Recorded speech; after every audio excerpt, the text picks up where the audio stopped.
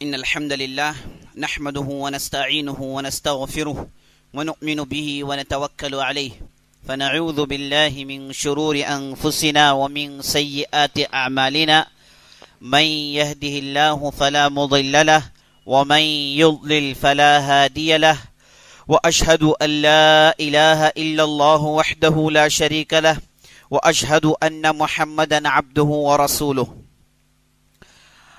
يا أيها الذين آمنوا اتقوا الله حق تقاته ولا تموتن إلا وأنتم مسلمون يا أيها الناس اتقوا ربكم الذي خلقكم من نفس واحدة وخلق منها زوجها وبث منهما رجالا كثيرا ونساء واتقوا الله الذي تساءلون به والأرحام إن الله كان عليكم رقيبا يا أيها الذين آمنوا اتقوا الله وقولوا قولا سديدا يصلح لكم أعمالكم ويغفر لكم ذنوبكم ومن يطع الله ورسوله فقد فاز فوزا عظيما أما بعد فإن أصدق الحديث كتاب الله وخير الهدي هدي محمد صلى الله عليه وسلم وشر الأمور محدثاتها وكل محدثة بدعة وكل بدعة ضلالة وفي رواية وكل ضلالة في النار فأعوذ بالله السميع العليم من الشيطان الرجيم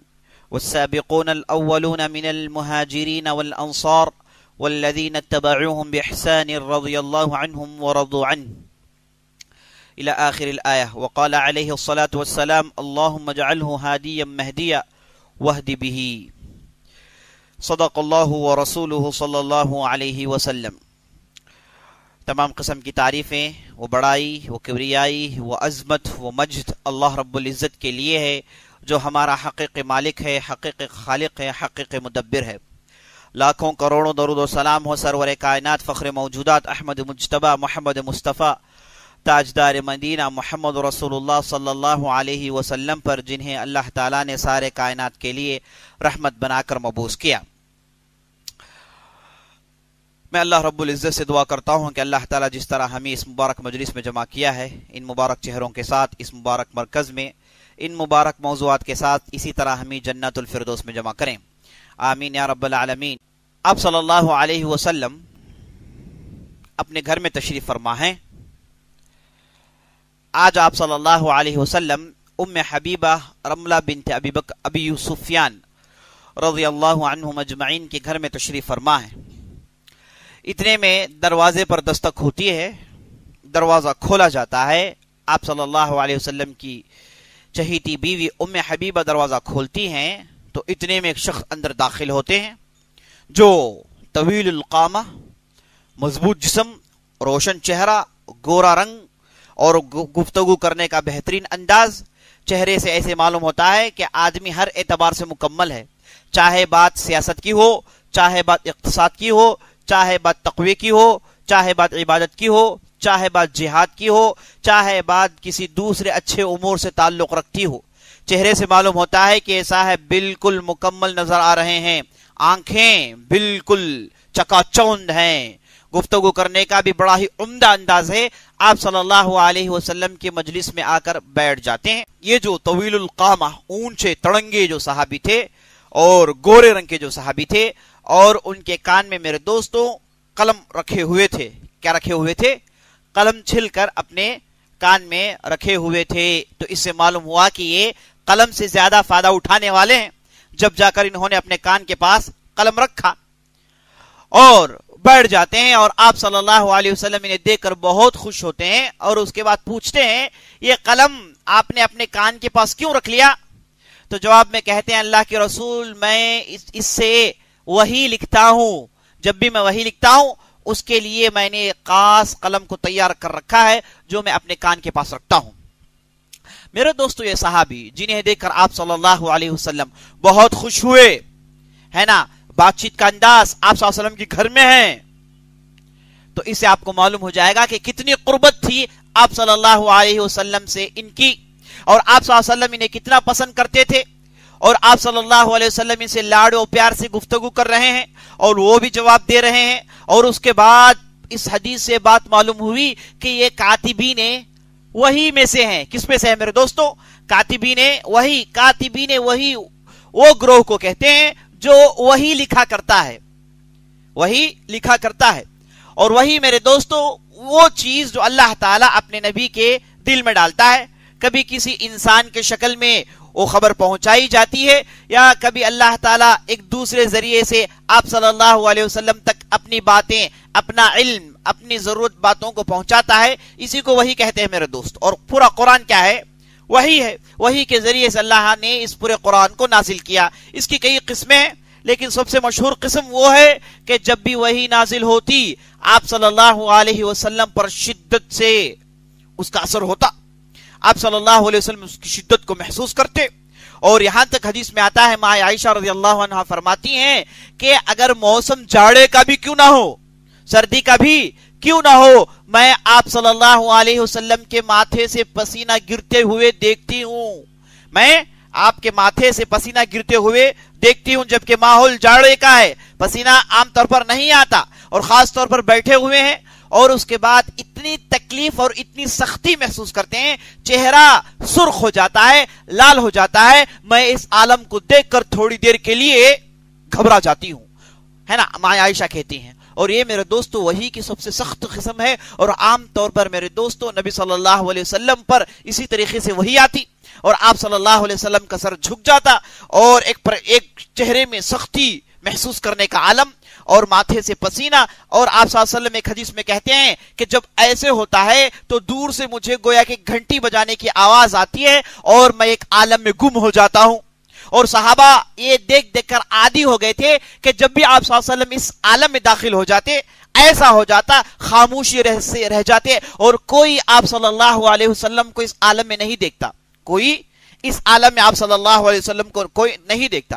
ابو ہریرہ رضی اللہ عنہ کہتے ہیں کہ آپ صلی اللہ علیہ وسلم فتح مکہ کے موقع پر اپنے جانور پر سوار ہیں، طواف کر رہے ہیں، چھڑی اپنے ہاتھ میں ہے، مسح کرنے کے بعد حجر اسود سے طواف شروع کرتے ہیں، اتنے میں مسائل پیش آئے اور آپ صلی اللہ علیہ وسلم پر وہی نازل ہونا شروع ہو گئی۔ چند لمحوں کے لیے ہم جانتے ہیں کہ ایسا ہو جائے تو معنی یہ ہے کہ وہی نازل ہو رہی ہے، اور ایسے ہو جائے تو ہم اپنے چہرے نیچے کر لیتے ہیں، اور میں بھی میرا چہرہ نیچے کر لیا، اور اس کے بعد آپ صلی اللہ علیہ وسلم علم و عرفان کی باتیں سناتے، عمدہ باتیں سناتے، اللہ کی بات کا نقل کرتے، اللہ کی بات پہنچاتے۔ یہ عام تھا میرے دوستو، یہ سب سے عام قسم اور سب سے سخت قسم۔ دوسری قسم میرے دوستو، کبھی کبھار فرشتے انسان کی شکل میں تشریف لاتے، آپ صلی اللہ علیہ وسلم کو معلوم ہوتا کہ یہ فرشتے ہیں، اور گفتگو کرتے اور دوران گفتگو بات پہنچا کے چلے جاتے ہیں۔ اور کبھی کبھار فرشتے کسی ایک خاص صحابی کے شکل میں مسلسل آیا کرتے تھے، جیسے ایک صحابی ہیں جن کا نام دحیہ الکلبی، اور آپ صلی اللہ علیہ وسلم کہتے ہیں کہ عام طور پر جبرائیل علیہ السلام دحیہ الکلبی کے شکل میں آیا کرتے تھے کثرت سے۔ اس طریقے سے وہی کی کئی قسمیں ہیں، یہ تین میرے دوستوں سب سے مشہور قسم ہے جس میں پورا قرآن نازل ہوا۔ تو جیسے آپ صلی اللہ علیہ وسلم پر وہی نازل ہوتی، آپ صلی اللہ علیہ وسلم سب سے پہلے اسے نماز میں پڑھتے۔ کہاں پڑھتے؟ نماز میں پڑھتے، اور جیسے ہی نماز میں پڑھ دیتے اور نماز میں ہی بہت سارے صحابہ اسے حفظ کر لیتے، یعنی نماز میں سن کر بہت سارے صحابہ ان آیتوں کو حفظ کر لیتے تھے میرے دوست۔ یعنی اسے بات معلوم ہوئی کہ کیسے وہ حفظ کیا کرتے تھے، حفظ ان کا کتنا پاورفل تھا۔ اسی لیے اللہ تعالیٰ نے اس قوم کو چنا، کیونکہ قوم کی خوبی یہ ہے کہ یہ غیر معمولی ذہن سے انہیں تیار کیا گیا ہے، خاص طور پر حفظ کا مادہ بہت زیادہ تھا، ہے نا۔ یہ بستیوں میں، شہروں میں بڑی بڑی تہذیب یافتہ، سیولائزڈ، ویل ڈیولپڈ، لگژوریس سٹیز میں نہیں رہتے تھے، ہے نا۔ یہ رہتے تھے معمولی بداوت پر مبنی علاقہ، گاؤں، ہے نا، ایسے علاقے میں رہتے تھے، اور یہ دنیا کی چیزوں سے بہت دور ہوا کرتے تھے۔ اور اس کے بعد ان کے پاس بڑے بڑے فیکٹریز نہیں تھے، نہ ان کے پاس مینوفیکچرنگ کمپنیز تھے، نہ ان کے پاس دنیاوی دوسرا مشغلہ تھا جیسے اس زمانے میں قیصر اور کسریٰ میں ہوا کرتا تھا۔ ان کی بستیوں میں انڈسٹریز ہوتے، لوگ دنیا کے لیے زیادہ وقت نکالتے اور دنیا کے پیچھے ہی پڑے رہتے۔ عرب کا ماحول بالکل مختلف میرے دوستوں، یہاں پر لوگ بہت زیادہ وقت اپنے گھروں میں گزارتے، اپنے مائے موج میں گزارتے، اپنے عیش عیاشی میں گزارتے، کمانا ان کے پاس بہت کم ہوتا ہے، تجارت کرتے کمانے کے لیے اور اس کے بعد واپس آ جاتے۔ تو ان کے لیے مشغلہ، ان کے لیے سب کچھ میرے دوستو ان کی زبان تھی. سب کچھ کیا تھی؟ ان کی زبان تھی. یہی زبان ان کے لیے سب کچھ تھا, یہی ان کا مشغلہ تھا. جب بھی خوش ہونا چاہتے اس زبان کا استعمال کرتے, جب بھی کسی پر ہنسی اڑانا چاہتے, غصہ دکھانا چاہتے, یہی زبان استعمال کرتے. کوئی کسی نے کچھ کہہ دیا تو وہ کلام لوگوں کی زبان زدے عام ہو جاتا, سب وہ کلام سناتے پھرتے. بچے سڑکوں میں یہ زبان کا استعمال کرتے ہیں, گویا کہ زبان ان کے لیے سب کچھ تھا. اسی لیے یہ اپنے لیے عرب کہتے ہیں, دوسروں کیا کہتے تھے؟ عجم. عجم کا معنی گونگا, بولنا نہیں آتا. اسے دوسروں کو کیا کہتے ہیں؟ عجمی. عجمی سے مراد گونگا, اسے بولنا نہیں آتا. اور اپنے لیے عرب کہتے ہیں. عرب کا معنی کھول کر بیان کرنا, فصاحت سے بیان کرنا, کسی چیز کے اندر روشنیاں لگا کے وضاحت کے ساتھ بات سامنے اٹھا کر پیش کرنے کو عرب کہتے ہیں میرے دوست. اپنے لیے لفظ, دوسروں کے لیے یہ لفظ, اس وجہ سے کہ زبان پر غیر معمولی فخر اور غیر معمولی غرور تھا انہیں, اور زبان کے لیے ہی یہ بنے ہوئے تھے میرے دوستو. تو اسی لیے اتنی زبان سے محبت, اور قرآن نے ایسی زبان پیش کی جو ان کے دانتوں کو کھٹے کر دیے, ان کے ہوش و حواس اڑا دیے. تو اتنی زبردست زبان اور اتنے عمدہ باتیں اور اتنی سلیس زبان جیسے ہی دیکھتے اسے فوراً حفظ کر لیا کرتے تھے, ہے نا, فوراً حفظ کر لیا کرتے تھے. یہی وجہ تھی. اور اللہ نے چاہا کہ یہ جس چیز پر فخر کرتے ہیں اور اسی چیز میں معجزہ دکھایا جائے اور ان کا فخر توڑا جائے. تو نبی صلی اللہ علیہ وسلم پر وہی نازل ہوتی تھی میرے دوستو. آپ صلی اللہ علیہ وسلم نماز میں پڑھتے تھے, اونچی آواز میں پڑھتے تھے, اور اکثر و بیشتر صحابہ نماز ہی میں اسے حفظ کر لیتے تھے.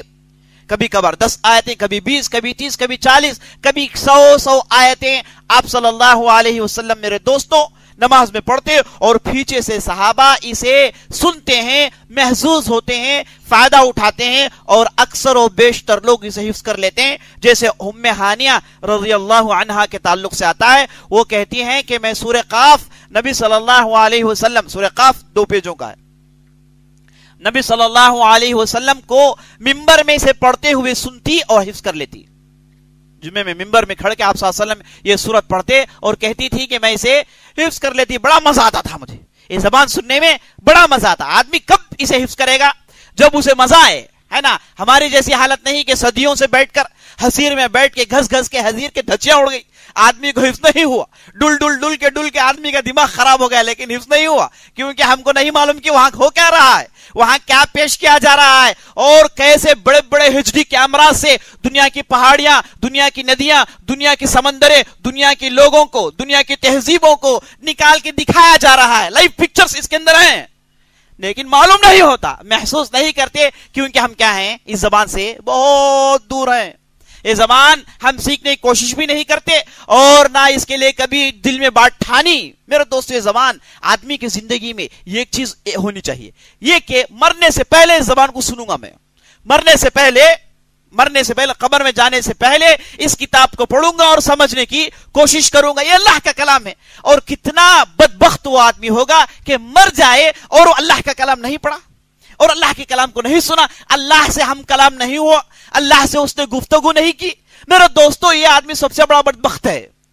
یعنی اللہ رب العالمین نے کلام بھیجا, اور اس میں میرے دوستو وہ سب سے مخاطب کرتا ہے. وہ صرف نبی صلی اللہ علیہ وسلم سے نہیں, بلکہ قرآن میں آپ کو پکارا جاتا ہے, عبداللہ کو پکارا جاتا ہے, عبد الرحمن کو پکارا جاتا ہے, فلاں کو پکارا جاتا ہے, نام ہے ادھر, آپ کے نام سے پکارا جاتا ہے. یا ایھا الذین آمنوا, یا ایھا الناس, یا ایھا الناس, کئی جگہ آیا ہے میرے دوستو. اس میں کوئی اور نہیں, آپ ہیں, آپ اس میں داخل ہیں. آپ کو بلایا جا رہا ہے, اور آپ کو بلا کر اللہ میسج دیتا ہے, لیکن بدبختی دیکھیے کہ سمجھ میں نہیں آتا. اللہ المستعان. یہ بہت بڑی میرے دوستو محرومی ہے, بہت بڑی محرومی ہے. اس کا احساس ہمارے اندر ہونا چاہیے, اس کا احساس ہمارے اندر ہونا چاہیے. ہم میں سے بعض ہیں اس کی تلاوت سے اپنے آپ کو روک لیتے ہیں, کہتے ہیں کہ میں تلاوت کافی ہے, سمجھنے کی کوشش نہیں کرتے. اسی لیے علامہ اقبال کہتے ہیں تلاوت کے قرآن سے انہیں دلچسپی ہے, تفسیر کے قرآن سے ڈر لگتا ہے. تلاوت کے قرآن سے انہیں دلچسپی ہے, پڑھ لیتے ہیں, لیکن اس کا سمجھ, اس کے گہرائی, اس کے مقاصد, اس کے معانی کے سمندر میں نچلے پہنچیں اور ان معانی کو چنیں, ان موتیوں کو چنیں, میرے دوستو اس کا احساس بہت کم ہوتا ہے نا. اس وجہ سے میرے دوستو یہ صحابہ کے پاس تھا, وہ اس زبان سے محسوس ہوتے تھے. انہیں یہ زبان, یہ قرآن تکلیف نہیں ہوتا تھا, لے کے بیٹھ جائیں تو بوجھ محسوس نہیں کرتے. اسی لیے عثمان رضی اللہ عنہ کے تعلق سے آتا ہے کہ ایک دن میں قرآن ختم کرتے تھے, اور جب بھی نماز کے لیے کھڑے ہو جاتے من نہیں کرتا کہ رکوع میں جائیں. وجہ اس میں وہ چیزیں دیکھ رہے ہیں, ہے نا, وہ چیزیں انہیں ایسے خوش کر رہی ہے, چھوڑنے کو دل نہیں. تو یہ چیز پیدا کرنی چاہیے. جب تک آدمی زبان نہیں سمجھے گا اس کے اندر یہ چیز پیدا ہو نہیں سکتی. زبان سمجھے, قرآن کی یہ بات کم از کم مرنے سے پہلے اللہ سے کلام کر لے, اور ہو سکتا ہے کہ اس کی نجات کا باعث بن جائے. اور قیامت کے دن آدمی یہ آرام سے کہہ سکتا ہے کہ رب العالمین زندگی بھر میں نے کوشش کی صرف تیرے کلام کو سمجھنے کے لیے. تو آدمی کی نجات میں کوئی ڈاؤٹ نہیں, آدمی نجات پالے گا کیونکہ اللہ کا کلام ہے. بہرحال میرے دوستو, جیسے قرآن نازل ہوتا ایسی قوم تھی جو اسے یاد کر لیتی تھی. اس سے پہلے توراہ نازل ہوا, انجیل نازل ہوا, زبور نازل ہوا, لیکن قوم کے دل تیار نہیں تھے حفظ کرنے کے لیے. قوم پر دیا جاتا, آپ نے سنا کیا کہ ان لوگوں نے نہیں لینا چاہتے تھے تو قوم کو زبردستی دیا جاتا تھا, تو قوم لیتی, یہ ایک مدت تک کتاب کی شکل میں حفاظت کرتے پھرتی, اور اس کے بعد لڑائی جھگڑوں میں سے گما دیتی.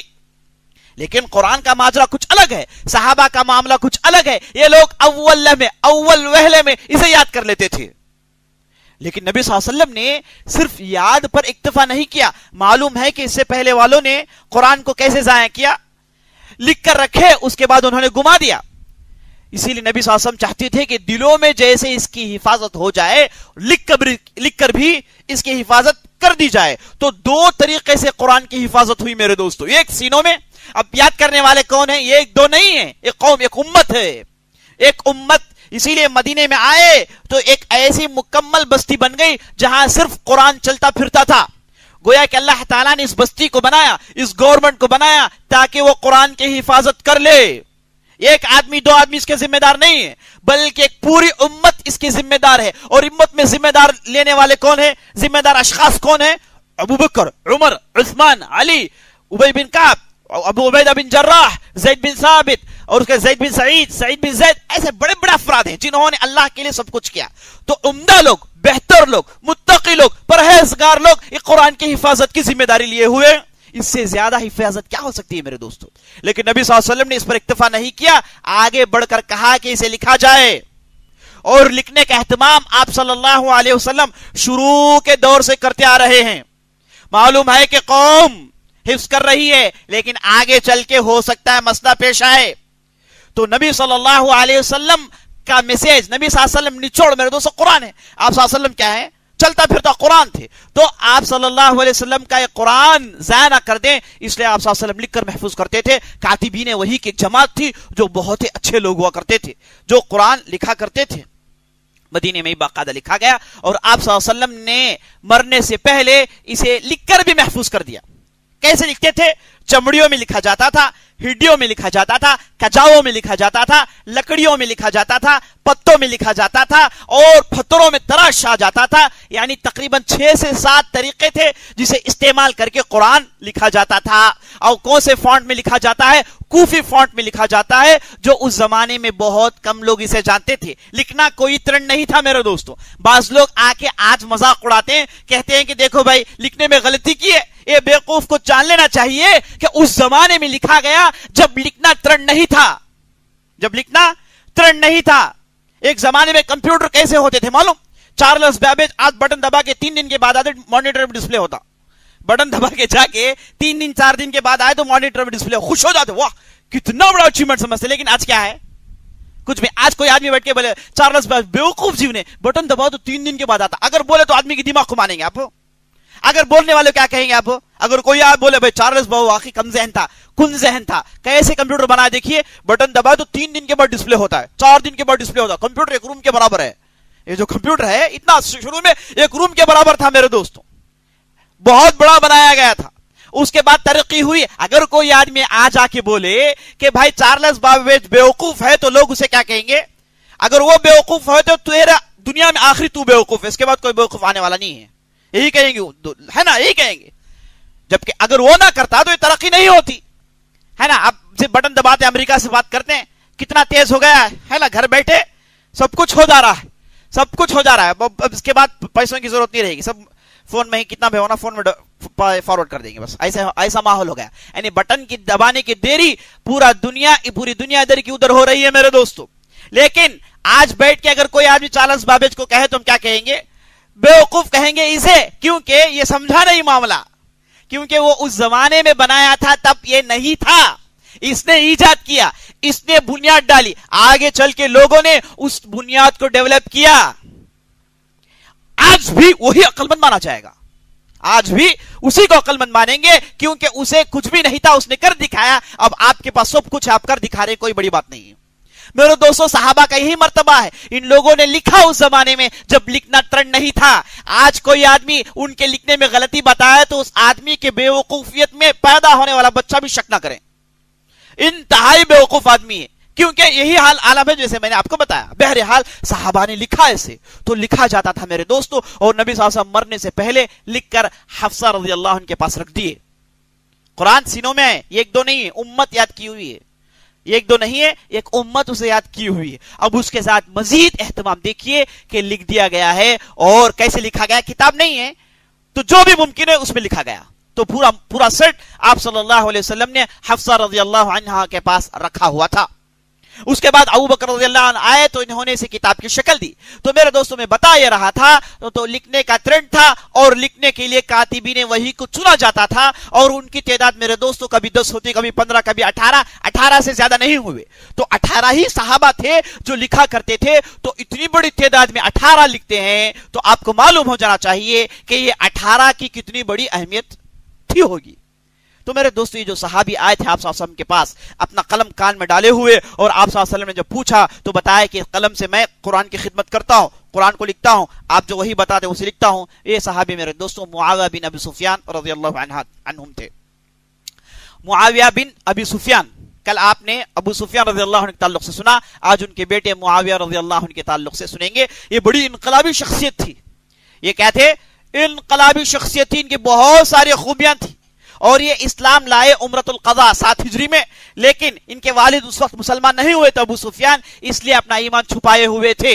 और जब फतेह मक्का का मौका आया तो अलल ऐलान इन्होंने अपने वालिद के साथ इस्लाम का ऐलान कर दिया, मुसलमान हो गए। और जब से मुसलमान हुए, जहां जहां उनके वालिद अबू सुफियान, कल ने आपने उनकी तारीख सुनी, बिल्कुल वहां जहां का भी अबू सुफियान है वहां मुआविया रज़ियल्लाहु अन्हु भी मौजूद हैं, ये जान लीजिए अच्छी तरीके से, है ना। और आप सल्लल्लाहु अलैहि वसल्लम ने अपनी जिंदगी में बहुत सारी जिम्मेदारियां दी।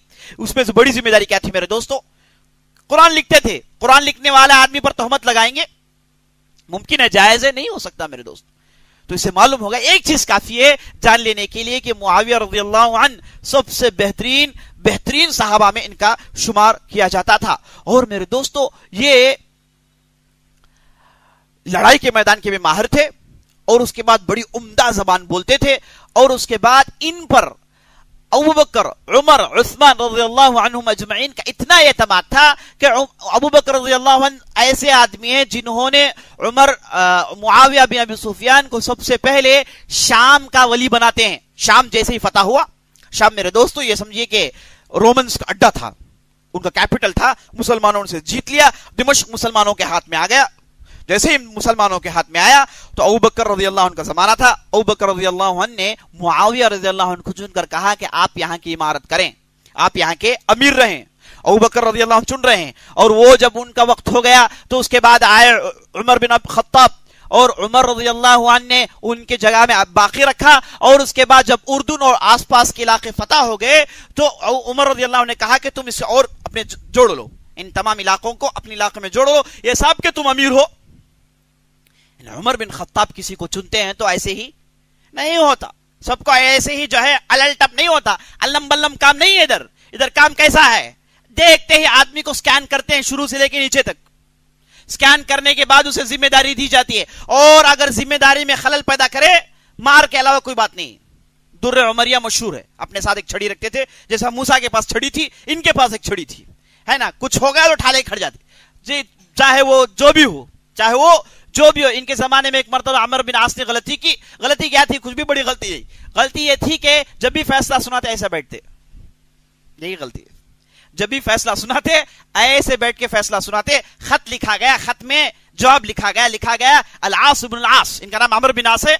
आस मेरे दोस्तों पापी को कहते हैं, आस पापी को कहते हैं, वो काफिर गुजरे हैं, है ना। अब ये अमर बिन आस कहते हैं अल-आस बिन आस, पापी के बेटे पापी, सीधे बैठ के फतवा दो, सीधे बैठ के, ऐसा बैठ के ये बादशाहों की तरह बैठना, ये उमर जब तक जिंदा रहेगा नहीं होगा, मुमकिन नहीं। सीधे बैठ के फतवा दो, वरना क्या है, छड़ी आने के लिए तैयार है, और सीधे बैठ के फतवा दे देते, है ना। जैसे ही खबर पहुंच गई दुरुस्त हो गए। तो ये ऐसे लोगों को ऐसे ही अलल टप नहीं चुनते थे मेरे दोस्तों। उमर रज़ियल्लाहु अन्हु की निगाह बहुत दूर तक थी, आदमी को देखें तो ऊपर से नीचे तक स्कैन कर लेते हैं। ऐसी शख्सियत 10 साल हुकूमत करती है, और इनके 10 साल की हुकूमत में मुआविया रज़ियल्लाहु अन्हु शाम में है। तो आप समझ सकते हैं कि कितना एतमाद था और कितने अच्छे आदमी थे। और जब उमर रज़ियल्लाहु अन्हु उनके जमाने में कुद्स फतह हुआ, बैतुल मक़दिस को फतह किया गया, तो बैतुल मक़दिस के पादरियों ने कहा कि चाबियां हमने ख्वाब में देख रखा है, इससे पहले हमारे पादरियों ने बता दिया है कि एक बहुत बड़ा आदमी आएगा, लेकिन याद रखो चाबियां उनके हाथ में, चाबियां उनके हाथ में देना, किसी और के हाथ में नहीं देना। तो जैसे ही बैतुल मक़दिस फतह हो गया, लड़ाई हुई नहीं, मुसलमान गए तो उन लोगों ने कहा कि ले लो भाई। मुसलमान जाके उधर रुके, उससे पहले 2 फैसला कुन मारके हुए, है ना। वो मारके देखे, बैतुल मक़दिस के लोगों ने सुन लिया कि भाई अब इनसे मुकाबला नहीं है, तो मुसलमान उधर गए, तो उन्होंने कहा कि जाओ हम बैतुल मक़दिस दे देते हैं, लेकिन शर्त एक है। क्या शर्त है? कि आपका खलीफा आएगा और उसी के हाथ में हम सरेंडर करेंगे, किसी दूसरे के पास नहीं सरेंडर करेंगे। अबू उबैदा जर्राह ने खत लिखा, बोले कि आपके आने की जरूरत है। तो उस वक्त उमर रज़ियल्लाहु अन्हु मेरे दोस्तों पूरे इस्लामी इलाके का सैर करते हैं, 30-40 दिन सफर करते हैं, और उसके बाद सफर करके मेरे दोस्तों जब वहां पहुंचते हैं तो मुआविया रज़ियल्लाहु अन्हु से मुलाकात होती है। उस वक्त मुआविया रज़ियल्लाहु अन्हु उम्दा लिबास पहने हुए, नई तलवार हाथ में रखे हुए, पगड़ी बांधे हुए ऐसे खड़े थे कि उमर रज़ियल्लाहु अन्हु गुस्सा आ गया। बोले कि ऐसा नहीं होना अमीर, अमीर कैसे हो, उसके कपड़े में पेवंद हो, कपड़ा फट जाए तो सीकर पहने, ऐसे उम्दा लिबास पहन के मेरे पास गवर्नर बनना सही नहीं है। और मुआविया रज़ियल्लाहु अन्हु को देखकर उमर ने कहा कि क्या भाई बहुत सोते हो क्या, मोटे हो गए, है ना, बड़ी आराम से हैं आप, अच्छे उम्दा लिबास पहन कर रखें, जबकि दूसरे ऐसे नहीं है।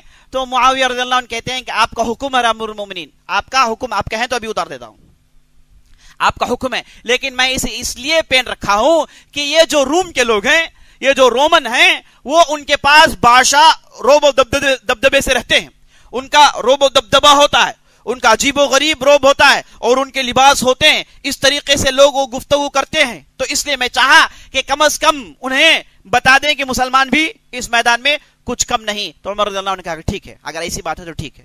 याद रखना, दिल में बात नहीं दाखिल हो, ये जो जाहिर पहनते हो पहनते रहो, लेकिन दिल में मोहब्बत दाखिल ना हो। तो उमर रज़ियल्लाहु अन्हु मुआविया रज़ियल्लाहु अन्हु के दरमियान गुफ्तगू होती है, इसे मालूम हुआ कि उमर रज़ियल्लाहु अन्हु इसके बाद भी मुआविया रज़ियल्लाहु अन्हु पर एतमाद करते थे। बाकायदा गए, चाबियां दी गई, और उस वक्त मुआविया रज़ियल्लाहु अन्हु मेरे दोस्त उनके साथ हैं, और उसके बाद पूरी जिम्मेदारी मुआविया रज़ियल्लाहु अन्हु को देकर उमर बिन खत्ताब वापस मदीना आ जाते हैं। तो इसे मालूम हुआ कि कितना एतमाद था। और उसके बाद मेरे दोस्तों नबी सल्लल्लाहु अलैहि वसल्लम के जमाने में आप सल्लल्लाहु अलैहि वसल्लम उम्मे हराम बिन्त मलहान एक सहाबिया थी, उनके घर में जाए और जाकर थोड़ी देर के लिए सो गए, थोड़ी देर के लिए थके हुए तो सो गए, और सो रहे थे, इतने में उठते हैं और उठकर कहते हैं कि औजबू, इन लोगों ने वाजिब कर लिया। पीछे से वो आकर पूछते हैं अल्लाह के रसूल क्या वाजिब कर लिए, आप क्यों हंस रहे हैं? आप सब हंसते हैं, आप क्यों हंस रहे हैं अल्लाह के रसूल, अल्लाह आपको हमेशा हंसाता रहे, बताइए आप क्यों हंस रहे हैं? तो नबी सल्लल्लाहु अलैहि वसल्लम ने कहा कि नहीं, मुझे वो कौम दिखाई गई, मेरी वो कौम दिखाई गई जो समंदरों में सफर कर रही है, कश्तियों में मेरा लश्कर जा रहा है, मुसलमान कश्तियों में सवार हैं, एक बस्ती फतह करने जा रहे हैं। और उसके बाद आप सासम कहते हैं अगर मेरी कौम में, मेरी उम्मत में अगर कोई लोग कश्तियों में बैठकर जिहाद के लिए जाएं, उन लोगों के लिए जन्नत है, उन लोगों के लिए जन्नत है। इसीलिए कहा आप सल्लल्लाहु अलैहि वसल्लम ने औजबू, यानी वाजिब इन्होंने कर लिया।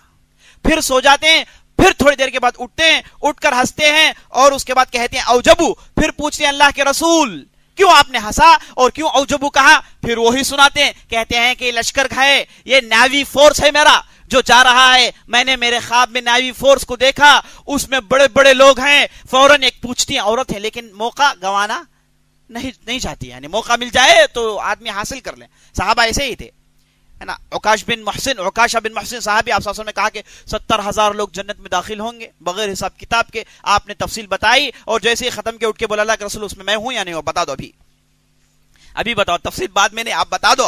उकाशा बिन मुहसिन ने पूछा था, आप ने कहा कि हाँ आप हैं उसमें, अल्लाह अकबर। کہا کہ آپ ہیں اس میں، یعنی 70,000 لوگوں میں آپ ہیں۔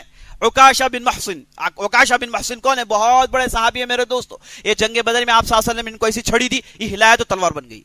یہ تلوار لے کے میدان میں اترے اور کافروں کو گاجر موری کی طرح کاٹے، لیزر کٹ مار کے، ایسا نہیں مارے تو کمپلیٹ ختم ہو جائے، یعنی ایسا ہوتا آدمی گویا کہ سر کے بغیر پیدا ہوا۔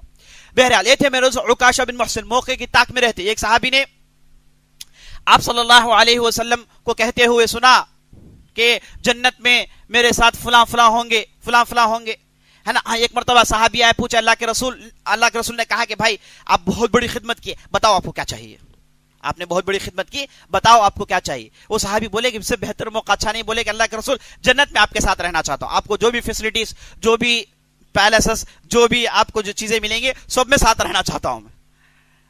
نبی صلی اللہ علیہ وسلم نے چاہا کہ بھائی دنیا میں کچھ پوچھ لے، صاحب غریب آدمی ہے نا، کچھ پوچھ لیں تو ان کو میں کچھ دے دوں، اونٹ مانگ لیں، گھوڑا مانگ لیں، گھر مانگ لیں، جائیداد مانگ لیں، کچھ مانگ لے تو دے دوں، دنیاوی اعتبار سے پوچھتے ہیں۔ تو لیکن صحابی کہتے ہیں نہیں اللہ کے رسول مجھے جنت میں آپ کے ساتھ رہنا۔ اللہ کے رسول کہتے ہیں او غیر ذالک، اچھا اس کے بعد اور کچھ ہے؟ بولے نہیں وہی چاہیے۔ پھر بولے کہ بھائی تیسری مرتبہ پوچھے کہ بھائی کچھ اور پوچھ لو نا، بولے کہ نہیں یہی چاہیے، دوسرا بعد میں دیکھ لیں گے، پہلے یہ کنفرم کرو آپ۔ تو نبی صلی اللہ علیہ وسلم نے کہا کہ اگر ایسی ہی بات ہے تو علی مجھے جو ہے تم کثرت سجدہ کر کر کے میرے اس معاملے مدد کرو، یعنی کثرت سجدہ کرو، کرتے رہو گے انشاءاللہ تم کو یہ میری صحبت جنت میں مل جائے گی، میرے ساتھ مل کر رہو گے۔ یعنی صحابہ موقع کی طاق میں رہتے، موقع گوانے نہیں دیتے۔ اور یہ صحابیاں ہیں، عورت ہیں، جہاں آپ جن کے گھر میں آپ صلی اللہ علیہ وسلم تھے اور خوشخبری سنائی جاتی ہے تو فوراً پوچھتے اللہ کے رسول میں ان میں سے ہوں، عورت ہے، جہاد میں ممکن ہے نہیں ہے، اور سمندری سفر ہے ممکن ہے نہیں ہے، لیکن ایمان دیکھیے، اب یہ صاحب ہاں کہہ دے تو ہو جائے گا، معلوم ہے کہ یہ ہاں کہہ دے تو ہو جائے گا، آگے بڑھ کر کہتے ہیں اللہ کے رسول میں اس میں ہوں، اللہ کے رسول کہتے ہیں کہ ہاں آپ ہیں، اللہ کے رسول کہتے ہیں ہاں آپ ہیں۔ میرے دوستو آپ صلی اللہ علیہ وسلم کا ہاں کہنا، اور تاریخ گواہ دیتی ہے 50 ہجری میں جب مسلمان لڑنے گئے تو مردوں کے درمیان یہ بوڑھی عورت بیٹھی ہوئی ہے، بوڑھی عورت مردوں کے درمیان بیٹھی ہوئی ہے اور اجر عظیم حاصل کرنے کے لیے تیار ہے۔ تو میرے دوستو آپ صلی اللہ علیہ وسلم نے جنہیں یہ کہا کہ سمندری لشکر لے کر جائیں گے اور لڑائی لڑیں گے، ان کے لیے خوشخبری ہے، جنت کی خوشخبری ہے۔ اور میرے دوستو یہ لشکر تیار کرنے والے، اس کے پیچھے محنت کرنے والے، اس کے پیچھے پوری قوت صرف کرنے والے معاویہ بن ابی سفیان رضی اللہ عنہ، معاویہ بن ابی سفیان رضی اللہ عنہ۔ جب انہوں نے کشتیاں تیار کر لی ہے نا، یہ ہمیشہ فکر مند تھے کہ بھائی ہم لوگ میدان میں مضبوط ہے لیکن نیوی ہمارا کمزور ہے، نیوی میں بھی آنا چاہیے، ان کی خواہش تھی۔ اور عمر بن عاص کو لکھتے ہیں اور دوسرے صحابہ کو اس کے لیے ڈیڈیکیٹ کرتے ہیں، بہت سارا مال صرف کرتے ہیں، اور اس کے بعد اسلامی نیویگیشن فورس تیار ہوتا ہے میرے دوست، نیوی فورس تیار ہوتا ہے، بحری بیڑے تیار ہوتے ہیں، بہت ساری کشتیاں بنائی جاتی ہیں، اس پر مجاہدین بیٹھ کر سفر کرتے ہیں۔ اس کے پیچھے میرے دوستوں معاویہ رضی اللہ عنہ تھے۔ جب کشتیاں انہوں نے تیار کر لی، بولے کہ کہاں ہے ام حرام، لے کر آؤ انہیں لے کر آؤ، لے کر لایا جاتا ہے میرے دوستوں، اور اس کے بعد انہیں اس میں بٹھایا جاتا ہے۔ تو نبی صلی اللہ علیہ وسلم نے جس لشکر کے لیے خوشخبری دی اور جس نے اس لشکر کو بنایا اس کے لیے کیا ہوگا؟ اللہ اکبر، اس کے لیے کیا ہوگا؟ جس نے اس کے پیچھے محنت کی اس کے لیے کیا ہوگا؟ تو اس سے معلوم ہوا میرے دوستو یہ معاویہ رضی اللہ عنہ اللہ تعالیٰ اور اللہ کے رسول کے پاس بہت مقبول تھے، بہت مقبول تھے۔ اور ایک مرتبہ جب معاویہ رضی اللہ عنہ کو امیر چن لیا گیا، سارے خلیفہ چن لیا گیا اور سب کے جو ہے وہ جب بادشاہ بن گئے تو بعض لوگوں نے ان کے تعلق سے برا بلا کہا، مدینے میں بعض لوگوں نے کہا کہ کیسے انہیں خلیفہ بنایا جا سکتا ہے، یہ کیسے خلیفے بن سکتے ہیں؟ تو ادھر ایک صحابی تھے جن کا نام عبد الرحمن بن ابی عمیرہ، وہ لوگوں کو یہ کہتے ہوئے سنتے ہیں، ترمذی کی روایتیں کہتے ہیں کہ لوگوں چپ رہ جاؤ، ان کے تعلق سے کچھ خراب مت کہو، کیونکہ میں نے نبی صلی اللہ علیہ وسلم کی زبانی یہ دعا سنی ہے، آپ صلی اللہ علیہ وسلم کہتے ہیں اللہم اجعلہ ہادیا مہدیا واہد بہ، اے اللہ اسے ہدایت دینے والا اور ہدایت میں چلنے والا اور اس کے ذریعے سے لوگوں کو ہدایت دے۔ اتنا عظیم دعا کیے ہیں معاویہ رضی اللہ عنہ کے تعلق سے، یہ دعا معاویہ کے لیے خاص آپ صلی اللہ علیہ وسلم نے کیا رضی اللہ عنہ۔ تو عبد الرحمن بن ابی عمیرہ کہتے ہیں لوگ ایسے مت کہو، میں نے نبی صلی اللہ علیہ وسلم کو یہ کہتے ہوئے سنا۔ تو ان چیزوں سے بات واضح ہوگی میرے دوستو، معاویہ رضی اللہ عنہ واقعی ایک بہت بڑے صحابی تھے اور سب سے پہلے اسلامی بادشاہ تھے، سب سے پہلے اسلامی بادشاہ تھے۔ ہم جانتے ہیں نبی صلی اللہ علیہ وسلم کے بعد ابو بکر آئے، اس کے بعد عمر رضی اللہ عنہ، اس کے بعد عثمان، اور اس کے بعد علی رضی اللہ عنہ کے زمانے میں اختلافی زمانہ تھا، فتنوں کا زمانہ تھا، اور خاص طور پر علی رضی اللہ عنہ معاویہ رضی اللہ عنہ کے درمیان کچھ سیاسی اختلافات ہو گئے تھے، لیکن دونوں کے عقیدے درست، دونوں اسلامی بھائی، دونوں مؤمنین، اختلاف میرے دوستوں سیاسی امور ایک دنیاوی چیز میں اختلاف ہو گیا، اور یہ آپ صلی اللہ علیہ وسلم جب زندہ تھے تب بھی ہوتا تھا، آپ صلی اللہ علیہ وسلم جب زندہ تھے تب بھی صحابہ کے درمیان دنیاوی معاملات میں اختلاف ہو جاتا، آپ صلی اللہ علیہ وسلم فیصلہ سنا دیتے، اور آپ صلی اللہ علیہ وسلم کسی ایک کو دیکھ کر یہ نہیں کہتے کہ بھئی یہ کافر ہو جہنم جائے گا اور یہ جنت کو جائے گا، یا پھر دونوں کے صرف ایک جگہ آپ صلی اللہ علیہ وسلم ٹھہر کے ایک آدمی کی طرفداری نہیں کرتے، بلکہ دونوں کو جوڑ کر ہے نا اس غلطی کو دور کرنے کی کوشش کرتے، اور آپ صلی اللہ علیہ وسلم یہ روح پھیلاتے تھے کہ انسان ہے غلطی ہو جاتی تھی، ایسے بہت سارے اختلافات ہیں۔ عمر رضی اللہ عنہ اور ابو بکر رضی اللہ عنہ کے درمیان اختلاف، سعد بن ابی عبادہ عمر رضی اللہ عنہ کے درمیان اختلاف، خالد بن ولید اور عبد الرحمن رضی اللہ عنہ کے درمیان اختلاف، ایسے اختلافات دنیاوی معاملات میں ہوتے تھے۔ انسان ہے، کبھی غصہ آتا ہے، کبھی غصہ نہیں آتا ہے، کوئی گرم طبیعت کا ہوتا ہے، کوئی نرم طبیعت کا ہوتا ہے، کوئی ناک میں غصہ ہوتا ہے، کوئی چاہے کچھ بھی کہہ لے غصہ نہیں کرتا ہے نا، بعض کے چہرے تھوڑی دیر میں لال ہو جاتے ہیں اور بعض کے چہرے صدیوں کے بعد بھی لال نہیں ہوتے۔ انسان ہے، اللہ نے ایسے ہی بنایا ہے، اللہ کی حکمت ہے، سب آدمی ایک بن جائے تو ترقی نہیں ہوگی، سب مل کے ایک ہی جگہ بیٹھے رہیں گے، مختلف ذہن ہے تو مختلف چیز لوگوں نے کیا، تو ذہن مختلف ہے میرے دوستو، تو یہ انسان بشری تقاضا ہے کہ اختلاف ہوں، اور آپ صلی اللہ علیہ وسلم کے زمانے میں بھی اختلاف ہوا، اور آپ صلی اللہ علیہ وسلم نے دونوں کی طرفداری کی اور اس غلطی کو دور کرنے کی کوشش کی، اور آپ صلی اللہ علیہ وسلم چلے گئے تو فیصلہ کرنے کے لیے آدمی نہیں تھا، تو مسئلہ تھوڑا آگے بڑھ گیا۔ بس علی رضی اللہ عنہ جب لڑ کر معاویہ رضی اللہ عنہ سے جنگ معرکۃ صفین، مشہور معرکہ ہے، لڑائی ہے جو مسلمانوں کے درمیان ہوئی اور تاریخ کا المناک باب ہے، ہوا تھا آپسی اختلاف کی وجہ سے اور بعض فتنہ پرستوں کی وجہ سے، یہ لمبی تاریخ ہے، اس میں جانا نہیں چاہتا تھا۔ تو علی رضی اللہ عنہ جب لڑ کر واپس آ رہے تھے تو اپنے لوگوں سے کہا کہ اے لوگوں معاویہ پر زیادہ لان تان مت کرو، اے لوگوں معاویہ رضی اللہ عنہ پر زیادہ لان تان مت کرو، یاد رکھ لو اگر تم میرے بعد اسے نہیں پاؤ گے تو خون بہے گا، سر گرائے جائیں گے، دھڑ بغیر سر کے ہوں گے، فتنہ عام ہوگا۔ یہ علی رضی اللہ عنہ کی بات تھی اور بالکل صحیح نکلی میرے دوستو، بالکل صحیح نکلی۔ اور جب علی رضی اللہ عنہ کو قتل کر دیا گیا، نماز کے لیے نکلے قتل کر دیے گئے، تو معاویہ رضی اللہ عنہ خبر پہنچی تو بہت غم میں ہوئے، بہت دکھ میں ہوئے، آنسو بہائے۔ لوگوں نے پوچھا کہ آپ رو رہے ہیں جبکہ آپ ان سے لڑ رہے تھے؟ تو معاویہ رضی اللہ عنہ نے کہا کہ آپ لوگوں کو معلوم نہیں ان کا مرتبہ کیا ہے، ہماری لڑائی سیاسی لڑائی، دنیاوی لڑائی، ہم یہ چاہتے ہیں کہ عثمان رضی اللہ عنہ کا خون کا بدلہ لے لیں، اور علی رضی اللہ عنہ کہتے ہیں کہ ہم بعد میں لیں گے، ہم کہتے ہیں کہ بھائی تمہارے لشکر میں فتنہ پرست ہیں، علی رضی اللہ عنہ کہتے ہیں کہ میں بعد میں مسئلہ چھیل لوں گا۔ تو یہ ذہن، پوائنٹ آف ویوز اور وجہت النظر میں میرے دوستو اختلاف پائے گئے، ورنہ دونوں صحیح مومن، صحیح عقیدہ، لیکن اس میں کوئی شک نہیں کہ علی رضی اللہ عنہ معاویہ رضی اللہ عنہ سے بہتر ہیں، افضل ہیں، اور ان کے پاس حق تھا، لیکن معاویہ رضی اللہ عنہ نے اپنے انہوں نے جو بھی کیا وہ وجہ کی بنیاد پر کیا، اسے جو سوچے وہ چاہ رہے تھے، بس سیاسی اختلاف ہے۔ اور یہ اختلاف کو میرے دوستوں بعض لوگ پھونک کر بڑا کرتے ہیں، اور بعض شیعہ کہتے ہیں کہ یہ جو سنہ اہل السنہ کہتے ہیں کہ دونوں حق پر ہیں اور علی حق پر ہیں، معاویہ جو ہے وہ بھی حق پر ہیں، یہ جو اہل السنہ کہتے ہیں غلط بات ہے، اور کہتے ہیں کہ ایک معاویہ کے ساتھ ہو جاؤ یا پھر ایک علی کے ساتھ ہو جاؤ، ایک معاویہ کے ساتھ ہو جاؤ، ایک علی رضی اللہ عنہ کے ساتھ ہو جاؤ۔ کہتے ہیں کہ دونوں میں ایک جگہ ہی آپ رہ سکتے، دونوں جگہ نہیں رہ سکتے۔ ہم کہیں گے کہ کیوں نہیں؟ ہم کہیں گے کہ کیوں نہیں؟ گھر میں ماں باپ جھگڑ لیے اور بچے کہیں گے کہ ایک طرف رہو، صرف باپ کے ہو کے رہ جاؤ یا پھر صرف ماں کے ہو کے رہ جاؤ، دونوں کی طرف بچہ رہے گا، ہے نا؟ یہ دنیاوی اصول ہے، ہر جگہ کسی ایک کو مانا ضروری نہیں، دونوں کو مانا جا سکتا ہے۔ اب ان کے درمیان انسان ہے، غلطی جو ہوئی اسے نظر انداز کیا جا سکتا ہے۔ تو میرے دوستو ہم اہل سنہ دونوں کے ساتھ ہیں، ان کے درمیان جو اختلافات ہو گئے ہم کہتے ہیں کہ وہ سیاسی اختلافات ہیں۔ بہرحال علی رضی اللہ عنہ وفات پا جاتے ہیں، اور وفات پا جانے کے بعد ان کے لڑکے حسن بن علی طاقت میں آتے ہیں، لوگ انہیں خلیفہ مانتے ہیں، ان کی خلافت 6 مہینے تک رہی، اور اس کے بعد حسن رضی اللہ عنہ اتنے ذہین آدمی تھے اور اتنے ہوشیار آدمی تھے، معاملے کو دیکھا، سمجھ گئے کہ لوگ پورے معاویہ رضی اللہ عنہ کے ساتھ ہیں، ہے نا, پبلک انہیں چاہتی ہے. اور آپ صلی اللہ علیہ وسلم نے ایک حدیث میں کہا سب سے بہتر خیر الائمہ, سب سے بہتر امام وہ ہے تحبونہ یحبکم, تم اسے چاہو اور وہ تم کو چاہے. سب سے بدتر امام وہ ہے جسے تم بغض کرے اور وہ تم سے بغض کرے. اور معاملہ بالکل ایسا ہے کہ شام, سیریا, شام, عراق, مصر اور دوسرے علاقوں میں سب معاویہ رضی اللہ عنہ کو چاہ رہے ہیں. تو حسن رضی اللہ عنہ سمجھا کہ معاملہ صحیح ہے کہ میرے پیچھے بعض لوگ ہیں کوفہ وغیرہ میں, تو بہتر یہ ہے کہ میں معاملہ ان کی سپرد کر دوں اور چین سے بیٹھ جاؤں. اور گئے معاویہ رضی اللہ عنہ کو بلایا, بلا کر بولے کہ دیکھو میرے پاس بس کنڈیشنز ہیں.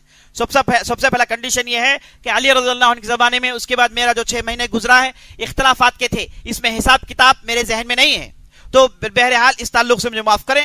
دوسرا شرط یہ ہے کہ تم مر جاؤ گے میری زندگی میں خلافت مجھے آئے گی, تم مر جاؤ گے تمہارے بیٹے یا کسی اور کو نہیں جائے گی, میں پھر خلیفہ بن جاؤں گا. ایسے میرے دوستوں بعض معاملی شروط تھے اور معاویہ رضی اللہ عنہ نے سب شروط کو مان لیا اور حسن رضی اللہ عنہ نے کہا کہ آپ ہی خلیفہ ہیں. اب جیسے ہی حسن رضی اللہ عنہ نے بیعت کر لیا, ساری دنیا معاویہ رضی اللہ عنہ کے ہاتھ میں بیعت کر لیتی ہے اور اس کے بعد اسلام کے عظیم خلیفہ بنتے ہیں, اسلام کے سب سے پہلے بادشاہ بنتے ہیں. یہ 40 ہجری میں تخت پر بیٹھتے ہیں اور 60 ہجری تک بیٹھے رہے.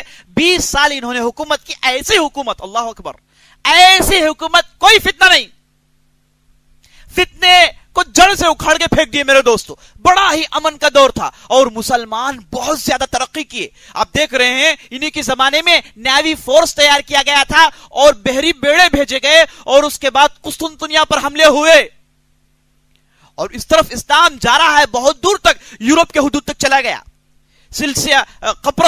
سپرس جسے کہا جاتا ہے وہ آئی لینڈ میں اسلام چلا گیا. اب اس طرف جائیے آپ, چائنا کے حدود تک پہنچ گیا اسلام.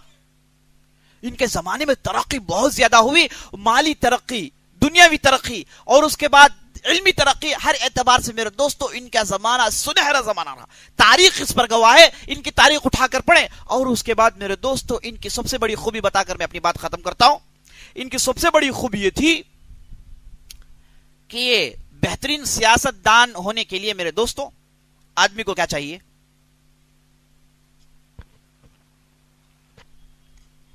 بہترین سیاست دان ہونے کے لیے آدمی کو کیا چاہیے؟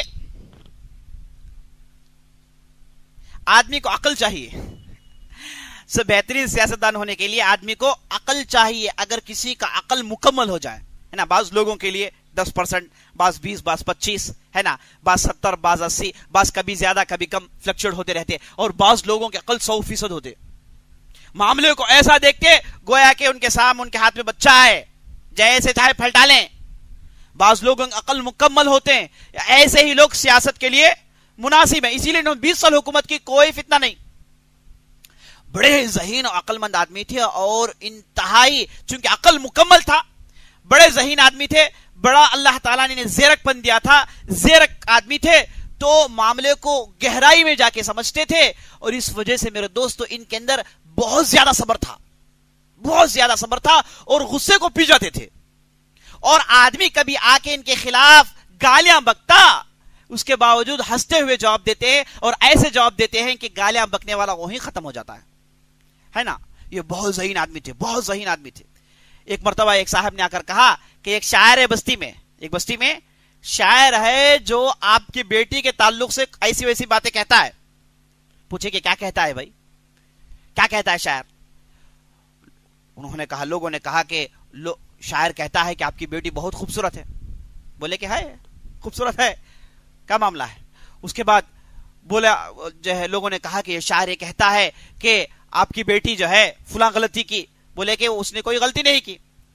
اس کے بعد شاعر یہ کہا کہ یہ جو ہے ایسے ایسے پھرتی ہے. معاویہ رضی اللہ عنہ کہتے ہیں کہ میں اس پر گواہی ہوں کہ وہ ایسے ایسے نہیں پھرتی. یہ مسئلہ جب معاویہ رضی اللہ عنہ کے بیٹے یزید کے پاس پہنچتا ہے تو انہیں بہت غصہ آتا ہے, مارنے کے لیے آگے بڑھتے ہیں. تو معاویہ رضی اللہ عنہ روکتے ہیں, کہتے ہیں کہ کیا کر دو گے مار کے, کیا کر دو گے, ہے نا. وہ آدمی بکتا ہے, بکنے دو. یہ شعراء کرتے کیا ہیں, بکتے ہیں, ہے نا, بکنے دو. ان کو ان میں مزہ آتا ہے. آپ کیوں خواہ ٹینشن ہو رہے ہیں, خواہ پریشان کیوں ہو رہے ہیں, کیوں شوگر بڑھا رہے ہیں؟ آپ آرام سے رہو, اور جب تک ہم زندہ ہیں کوئی قریبی نہیں آ سکتا. بڑی آسانی سے معاملہ تھما دیتے ہیں میرے دوستو. اور ان کے زمانے میں ایک مرتبہ ہوا ہے, معاویہ رضی اللہ عنہ کی زمین تھی مدینے میں, وہاں ان کے نوکر چاکر تھے, ان کے غلام ہوتے تھے جو وہ زمین میں کام کرتے تھے. ان کی زمین کے بازو میں بالکل عبداللہ بن زبیر کی زمین تھی. عبداللہ بن زبیر اور معاویہ رضی اللہ عنہ کے درمیان اختلافات تھے میرے دوست، ہے نا، آخری زمانے تک تھے، یہاں تک کہ ظالم حجاج بن یوسف آیا، آ کر عبداللہ بن زبیر کو ختم کرتا ہے، تب تک اختلافات تھے. لیکن اس معاملے میں دیکھیے معاویہ رضی اللہ عنہ کے جو نوکر چاکر تھے وہ زمین میں کام کرتے ہوئے عبداللہ بن زبیر کے باؤنڈری میں داخل ہو گئے، تھوڑا اس طرف کھینچ لیے، تھوڑے زمین میں داخل ہو گئے تو عبداللہ بن زبیر کو بہت غصہ آیا. عبداللہ بن زبیر بڑے ہی جو ہے گمبھیر صحابی ہیں، فوراً خط لکھتے ہیں، لکھ کر کہتے ہیں کہ یبن آکلۃ الکبد، کیا کہتے ہیں، اے کلیجے چابنے والی کے بیٹے، تیرے غلاموں نے میری زمین کو اٹھا لیا ہے، ایسی ایسی غلطی کی ہے. معاویہ رضی اللہ عنہ خط پڑھتے ہیں، پڑھ کر ان کا بیٹا ان کے ساتھ ہوتا ہے، شروع سے ٹریننگ کر رہے ہیں، خط دیتے ہیں، خط پڑھ کے اٹھ کے کھڑ جا رہا ہے، بولتے کیا کیسی بات کہا، اے امیر المومنین ایسا لشکر بھیجیے جس کا شروع کا حصہ مدینے میں ہو، پیچھے کا حصہ ادھر ہماری بازو ہو، ایسا لشکر بھیجیے کہ جس کا شروع کا حصہ مدینے میں ہو اور پیچھے کا حصہ ادھر بازو ہو، اتنا بڑا لشکر بھیجیے اور نیست و نابود کر دیجیے اسے. معاویہ رضی اللہ عنہ ہنستے ہوئے کہتے ہیں، کاتب کو بلاتے ہیں، بلا کر کہتے ہیں کہ پھلٹا کے لکھو. کیا لکھو؟ کہو یبن ذات النطاقین، اے ذات نطاقین کے لڑکے. کسے کہہ رہے ہیں میرے دوستو؟ اسما بن ابی بکر. اسما بنت ابی بکر وہ ایسی صحابیہ ہیں جب نبی صلی اللہ علیہ وسلم ہجرت کے لیے جا رہے تھے تو ان کے پاس ستو باندھنے کے لیے کپڑے نہیں تھے، تو یہ صحابیہ اپنے کپڑے پلوں کو پھاڑ کر دیتی ہیں جس میں ستو باندھا گیا. جسے ستو باندھ کا آپ صلی اللہ علیہ وسلم ہجرت کی تو جواب دے رہے ہیں، کہہ رہے ہیں کہ یبن ذات النطاقین، اے ذات النطاقین کے لڑکے. گالی دیا گیا تو جواب کیا کہہ رہے ہیں؟ تعریف کر رہے ہیں، کہہ رہے ہیں کہ اے ابن ذات النطاقین، غلطی ہو گئی، بدلہ یہ ہے کہ زمین بھی تم اٹھا لو، نوکر چاکر بھی تم اٹھا لو، غلام بھی تم اٹھا لو، سب تم اٹھا لو، سب تمہارے لیے. اس کے بعد عبداللہ بن زبیر خط لکھتے ہیں، کہتے ہیں کہ امیر المومنین ایسے ہی ہونا چاہیے، کہتے ہیں امیر المومنین ایسے ہی ہونا چاہیے، ان سے یہی توقع تھی. میرے دوستو بہت ہی ذہین آدمی تھے. ایک مرتبہ ان کے مجلس میں بیٹھے تھے، ایک دمشق میں رہتے تھے، اور انہیں یہ عیسائیوں کے ناموس بچانا پسند نہیں آتا تھا. عیسائی ناموس بجاتے، گھنٹی بجاتے ہیں نا، گھنٹی بجاتے ہیں، پسند نہیں کرتے تھے. اور مسئلہ یہ ہے کہ ان کے ایوانے، ان کا جو دیوان تھا، ان کی جو مجلس تھی، اس کے بازو میں ایک کلیسا ہے، وہاں سے باقاعدہ گھنٹیاں ہمیشہ ٹینشن میں رہتے. ایک مرتبہ ایک آدمی سے بولے، ایک نوجوان مجلس میں بیٹھا تھا، اسے بولے کہ میری خواہش یہ ہے کہ کوئی جا کر یہ جو روم کا بادشاہ ہے قیصر، اس کے مجلس میں ٹھہر کر اذان دیں، اس کے مجلس میں ٹھہر کر اذان دیں. میری خواہش یہ ظالم روز مجھے گھنٹیاں سناتا ہے، میں چاہتا ہوں کہ اس کے مجلس میں کوئی اذان دے. ہے کوئی؟ ایک نوجوان اٹھ کر کھڑا ہو جاتا ہے. معاویہ رضی اللہ عنہ کہتے ہیں کہ بغیر ڈرے جاؤ، تمہارا پورا خرچہ ہم لے لیں گے اور تمہیں نواز دیں گے، ہم تمہیں نواز دیں گے. اور نوجوان میرے دوستو بڑے تر و تازہ ہو کر سیدھے گھوڑے میں بیٹھ کر سیدھے کیپٹل میں داخل ہو جاتا ہے قیصر کے، اور سیدھے مجلس میں داخل ہو گیا. اور قیصر پورے بیٹھے اور سیدھے بیچ میں کھڑ کے اللہ اکبر اذان شروع کر دیا. قیصر جو ہے اذان اس کی مجلس میں، اللہ اکبر. لیکن یہ بھی ذہین تھا، ہے نا، یہ بھی معاویہ رضی اللہ عنہ کے برابر ذہین تھا. کہا جاتا ہے کہ جیسے مسلمان بادشاہ ہوتا اسی طریقے سے مقابلے میں بادشاہ اللہ بھیجتا، بالکل ہم پلہ ہوتے، جب بھی لڑائی ہو تو ہم پلہ ہوں. تو یہ بھی ذہین آدمی تھا. اس نے جب دیکھا کہ لوگ اٹھ کے مارنے جا رہے ہیں، بولے کہ بیٹھ جاؤ تم لوگ، چھوڑ دیتا ہے آدمی کو. وہ اذان مکمل کرتا ہے. اذان مکمل ہونے کے بعد لوگوں سے کہتا ہے کہ اسے 10 گھوڑے دو، 10 اونٹ دو، اس کے جو بھی مسائل ہیں پورے حل کر دو، اس کے پورے مسائل جو ہیں حل کر دو. لوگ تعجب میں پڑ گئے، آسان دیا آدمی، اسے قتل کرنا چاہیے اور آپ کیا کر رہے ہیں؟ تحفہ دیتے ہیں. قیصر نے کہا کہ نہیں یہ معاویہ کا آدمی ہے، میں جانتا ہوں اس کا ذہن کیا ہے. وہ چاہتا ہے کہ دمشق کے پورے کلیسے کو توڑ دے، وہ چاہتا ہے کہ میں اسے قتل کروں اور اس کے بدلے میں وہاں ہنگامہ مچانا چاہتا ہے، پورا دمشق خالی کرنا چاہتا ہے عیسائی سے. یہ اس کا مقصد ہے، اس لیے تو بھیجا ہے. نہیں اس نوجوان کو بھیج دو، مال دولت دے کر بھیجو. اور یہ نوجوان واپس گیا تو معاویہ بولے واپس آ گئے تم؟ کیسے واپس آئے؟ بولے واپس آ گئے، اتنا آسان، کچھ بھی نہیں بولا، وہ آسان دیا تم؟ بولے کہ دیا آسان، آواز سے دیا، سناؤ نہیں، مجلس کے بیچ میں دیا میں آزا، سب سن رہے تھے. ہوا کیا اس کے بعد اسے تحفے دیے. معاویہ نے کہا کہ کافر کا بیٹا بچ گیا اس بار. معاویہ نے کہا کافر کا بیٹا اس بار بچ گیا. اس طریقے سے میرے دوستو بہت ہی ذہین آدمی تھے اور غصے کو پی جاتے تھے. اس طریقے سے انہوں نے بہت سارے کارنامے کر دکھائے. اور ایک مرتبہ عثمان رضی اللہ عنہ کی بیٹی معاویہ رضی اللہ عنہ سے آ کے ملاقات کرتی ہے. یعنی عثمان رضی اللہ عنہ کا خون مسئلہ تھا، اس لیے بہت سارے لڑائیاں لڑی. ایک جب مدینہ آئے تو معاویہ رضی اللہ عنہ کے مجلس میں ان کی بیٹی آتی، آ کر کہتے ہیں کہ امیر المومنین آپ دیکھتے ہیں میرے ساتھ ایسے ایسے ہوا، ایسے ایسے ہوا، ایسے ایسے ہوا.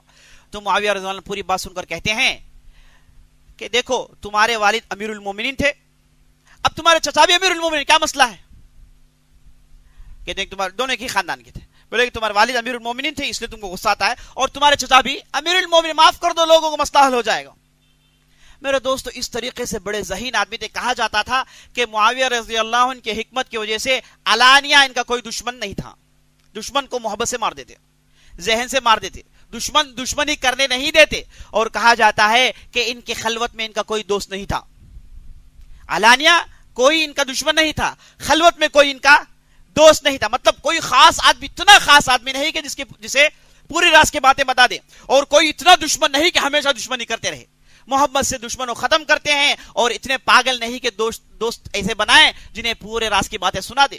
بڑے ذہین آدمی تھے میرے دوستو. اور 60 ہجری وفات پا جاتے ہیں، اور جب وفات پا رہے تھے تو ان کے آنکھوں میں آنسو جاری تھے، اور اس کے بعد لوگوں سے کہہ رہے تھے کہ اللہ ان اللہ لا یغفر ان یشرک بہ ویغفر ما دون ذلک لمن یشاء. اللہ تعالیٰ وہ ہے جو کیا کرتا ہے، ہر گناہوں کو معاف کرتا ہے سوائے شرک کے. یعنی اللہ تعالیٰ پر امید زیادہ لگا رہے ہیں. ایسے ہی کرنا چاہیے. جب آدمی مرنے کے قریب آئے تو شیطان آ کے اسے مایوس کرنے کی کوشش کرے گا، کہے گا کہ تو کافر ہے، تو منافق ہے، تو مر رہا ہے تو تیرے جہنم ہے. شیطان آدمی کے دل کو سکڑے گا، تنگ کرنے کی کوشش کرے گا. اس لیے کہا جاتا ہے کہ آدمی مرنے کے قریب آئے تو اللہ پر 100% امید رکھیں، چاہے کچھ بھی نہیں کیا، عمل بڑے نہیں ہیں، ہے نا. زندگی بھر آدمی جیسے تھا ویسے تھا، لیکن مرنے کے قریب آئے تو امید 100% ہو. آدمی تنکے کا کریں، امید پہاڑ کا کریں. آدمی تنکے کا کریں، امید پہاڑ کا کریں. یہ مرنے کے قریب آدمی اپنے ذہن میں رکھے، آدمی مرنے کے قریب ہو جائیں امید زیادہ رکھیں. یہ سوچ کر مرے کہ نہیں مجھے جنت ملے گی. کیا سوچ کر مرے؟ نہیں مجھے جنت ہی ملے گی، جنت کے علاوہ اللہ مجھے جہنم میں نہیں ڈالے گا. امید میرے دوستو بہت زیادہ ہو آدمی کو، ہے نا، آخری میں. ورنہ عام طور پر طریقہ یہ ہے کہ آدمی اللہ سے محبت کرے، اللہ سے ڈرے، اور اللہ سے امید رکھے. یہ تینوں میرے دوستوں 33% ہونا چاہیے زندگی میں. ایسا ہی ہونا، جتنا ڈرے اتنا ہی محبت کرے، اور جتنا محبت کرے اتنی امید رکھے.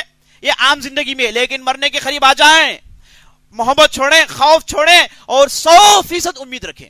100% امید رکھیں. اور جو آدمی اللہ پر امید رکھتا ہے اللہ تعالیٰ اسے ضائع نہیں کرتا. تو معاویہ رضی اللہ عنہ مرتے وقت یہ دعا، یہ قرآن کی آیت پڑھ رہے تھے، ان اللہ لا یغفر ان یشرک بہ ویغفر ما دون ذلک لمن یشاء.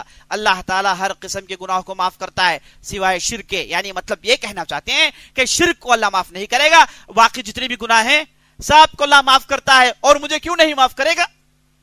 مجھے اللہ کیوں نہیں معاف کرے گا؟ اور یہ کہتے رہے میرے دوستوں، وفات پا گئے. یہ 60 ہجری کے واقعے ہیں. اقول قولی ھذا واستغفر اللہ لی ولکم ولسائر المسلمین من کل ذنب وخطیئۃ فاستغفروہ انہ هو الغفور الرحیم.